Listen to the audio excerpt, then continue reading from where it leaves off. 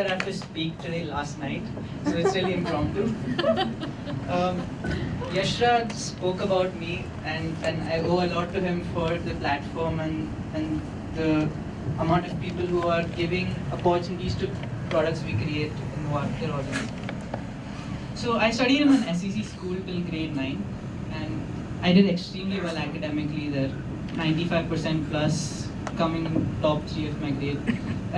But in this whole process, since I was very young, I loved designing cars, and I used to watch TV shows like Art Attack and build craft models. Later, it went on to going to my dad's office, where he had a service center where people used to service solar inverters. So I used to sit with his engineers and look at what they're doing, and I was extremely fired about technology at that time. And I was lucky that we were in the US vacationing when I was 8, and we were at the Lego store. So my dad gave me an option of buying a Mindstorm kit or a Nintendo Wii. At that time, it's a tough decision for a kid, right? You buy a cool video gaming console or a robot toy. I don't know what you do with it, because I was underage and it said 14 plus, I was 8. My dad's like, get whatever you want. So I went with the Mindstorm. I was an impulsive kid, I was at the store.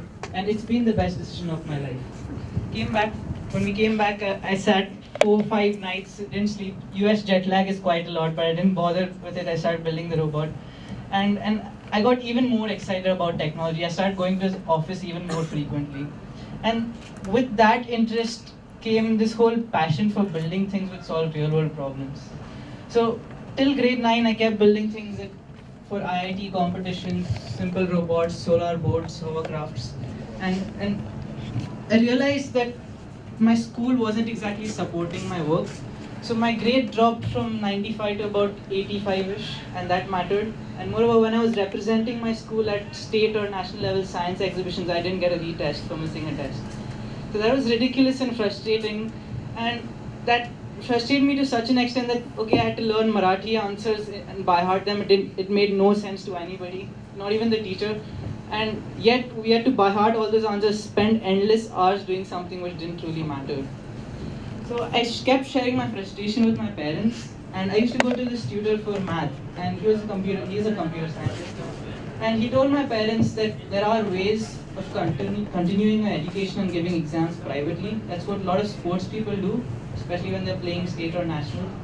And it took 2 months or 1.5 months of continuous fighting and convincing that my parents finally said, yeah, if that's what he wants to do, let him quit school and we can do it privately. So everything I do, I owe to them, because they had that courage to, like, okay, go forward, do what you want to do. And unlike other kids who gave one board exams from one ICSE or IGCSE, I learned ICSE, IGCSE and iOS. I gave all of those exams.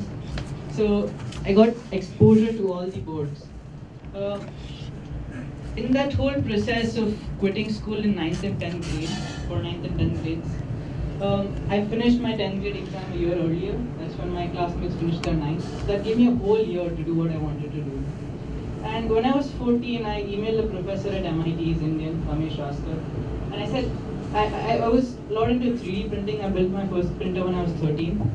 And I used to share that technology with engineering students around us. So I sent him my profile, and within, I think, half an hour, I got an invite for an event which was 3 days later in India. So all these MIT professors, techies came down to India, selected 100 engineering students to look at problems in eye healthcare and building assistive technologies for the visually impaired. I'm 14, I'm going to work with PhD and master's students, and I have no clue about the eye. And that was my first experience on how do you solve real world problems in a week. So we had a week and 100 students looking at 25 different eye healthcare issues. And by the end of the week, we had 25 products to address those issues, and they later grew out into startups. So that whole exposure of how do you take a problem and quickly come up with a solution requires you to think outside the system. Okay, this is what already exists. People are paying 1 crore for it. How can you make something which costs 600, 700 rupees and still does something better than that? So that exposure, that whole way of thinking problem solving, I value the most today. And I kept working with them for 2.5 years. I met Yashraj through MIT, where we had to pitch to Ratan Tata, and he came and trained us on how do you pitch to raise capital for social projects.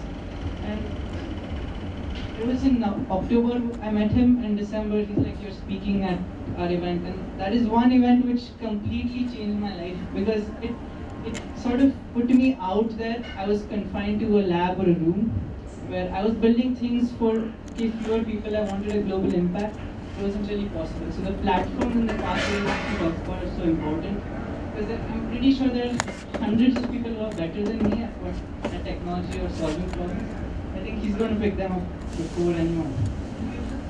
And so during homeschooling, a problem which took place was I spent a lot of time doing technology and my academics were suffering. So although I quit formal schooling, I never really quit education because no one should do that. You should keep learning. And one of the problems with that is that the more complex your problems get, the more knowledge you need to be able to address them simply. So I didn't have the math knowledge because those kind of algorithms require crazy amount of math. And to be able to fit in and do all those things, I realized that I needed a lot more academic knowledge. So unfortunately, I rejoined the system. I do IB now in grade 12 at Jamnabai, and it is completely a suicidal mission trying to do IB along with your own extracurricular activities. So of course they suffer. I have two startups which I spoke about them in 2013. Only one of them is ready so far. The other one is so it's this whole concept of not letting systems kill your ideas or your thoughts. They're meant to be there, let them be there, do what you want there, but still think what's really your calling forward.